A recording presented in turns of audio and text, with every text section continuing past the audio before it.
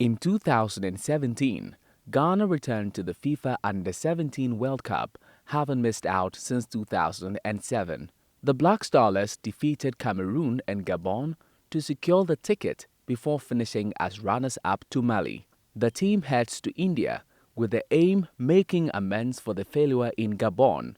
Ghana's campaign got off to a perfect start with a 4-0 victory over Cameroon before following up a 5-0 drubbling of host nation Gabon. This success was chalked by Kwesi Fabian, and he is looking beyond finishing just among the best 3 countries in the tournament. To finish in the top 3 will be a success because it's the World Cup, 24 countries, but we are working hard to be the top of the last 3.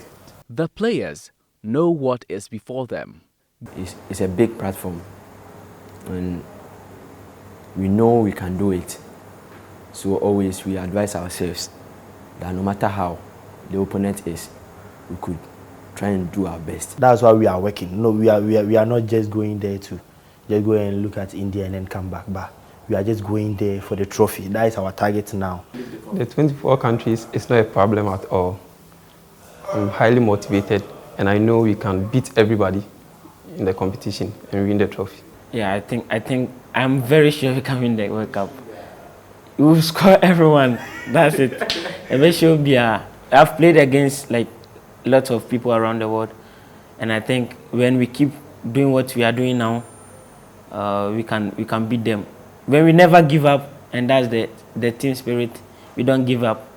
And if we keep going, I think no one in the world can challenge us. When you see we have suffered a lot for this AFCON tournament, so we have got more experiences from it. It's a very big platform for us, not even for the team or individually. It's very good platform for us because we can show all the world is going to look at us, and then we have to try our possible best to showcase our talent. To put in our mind that we are going to bring the cup to Ghana, should be mental toughness, and we should put in our mind that everything that will meet us, we will score them.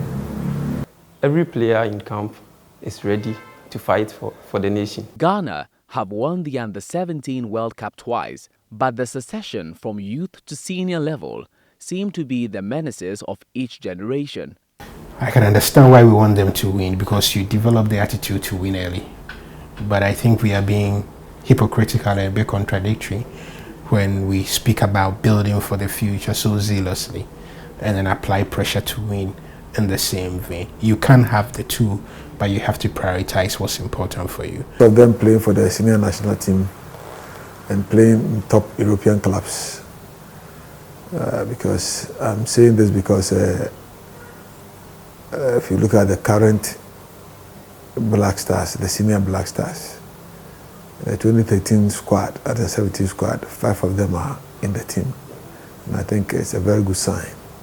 I want to see Toku 6, 7, 10 years down the line. I want to see what Emmanuel becomes of himself.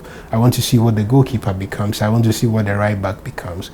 I want, for me, the greater measure of success is how many players from this team proceed to become integral members of their team, proceed to have good careers. I want it to be higher than the average 30% that we've done over a period. And that for me will represent a higher degree of success, much more than anything else, including whether they go to India and win the trophy after a 10-year absence. For me, it will be immaterial. With the right mentality, with the right approach to things, 10 years they will have to dominate the Black Stars. Sometimes we dwell too much on winning, getting a cup and things like that, but we should ask ourselves that after 2, 4, 3, 5 years, where are these boys going to be?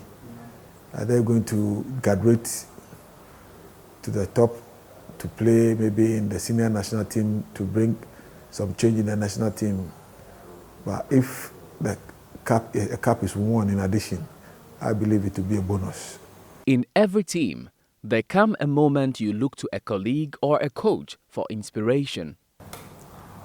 My head coach is a very good coach and he's the best because he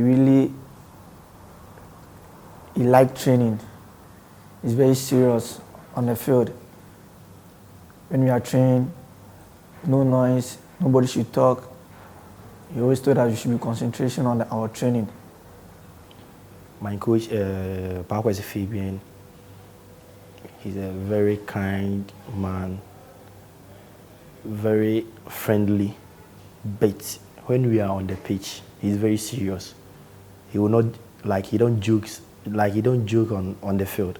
So he has some principles that when we start works, we just put any jokes aside.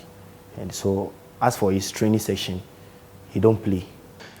Whenever I turn my head and see the coach standing on the touchline, sometimes I feel sorry for him because Ghanaians like criticizing. So I tell myself that, hey, if we are to lose this match, what are Ghanaians going to say about this coach? Then what are Ghanaians going to say about us? And you see the coach's seriousness on the touchline, trying to control everybody on the field. See that, yeah, the coach is ready. So we have to also support him to achieve his aim. My coach, I like playing with him because I'm from Right to Dream.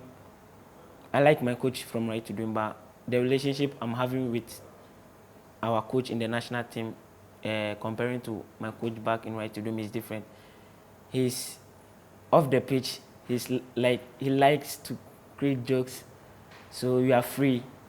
When this happens, you have the freedom to play on the pitch and off the pitch. When it's business time on the pitch. And if he says you should do something, you should do it because everyone wants his business to grow very well. So I like his attitude off the pitch because it makes me play good on the pitch. I don't have one single player. I have several of them who can turn things around. With the inclusion of certain players from Wi-Fi and this thing, it has even made it more stronger, and more of those players are capable of, turning things around at any given time. Unity is the key in the success of every team. The spirit in camp is very high. I like everyone encouraging each other to keep the team spirit very high, to get rid of discouragements and keep our heads high because we are going to compete with different people around the world. So we know when we keep the spirit high, it's going to help us and it's going to help ourselves, the team, and Ghana as a whole. Whenever we meet any elderly person, he talks to us about the 91 Starlet team who won the gold. And that motivates us a lot. That if they were able to win the trophy, how much more we that we were second in Africa of 55 countries. Sometimes team plays the game, but sometimes it depends on what goes on outside the pitch. And I think the way the coaches and every staff relate to the players gives us the confidence to perform on the pitch. Because when we're talking about performance, it's not only on the pitch, sometimes it depends on the pitch too. So I think what the coaches are doing and how the boys are encouraging each other to make sure someone is high when he's feeling low, because it always enables us to keep the team spirit very high. What happens when the mood in camp is unfriendly? The funniest person in camp is Ibrahim DANLAD, the goalkeeper. Yes, because sometimes he do some funny things, like dancing and saying some funny comments, especially when we are in the bus going for a game or we are going for training. He'll be making some funny comments for you to laugh. I will say DANLAD Ibrahim. He's a funny guy? Yes. Why is he so funny? It's like his behavior. Eyiah has been tipped for greater heights, a talent his generation will admire. My captain is a very good player, I really like him, the way he is, how he plays in the field, the way he commands us, he motivates us. Ghana have been drawn in the same group with host nation India, USA and Colombia.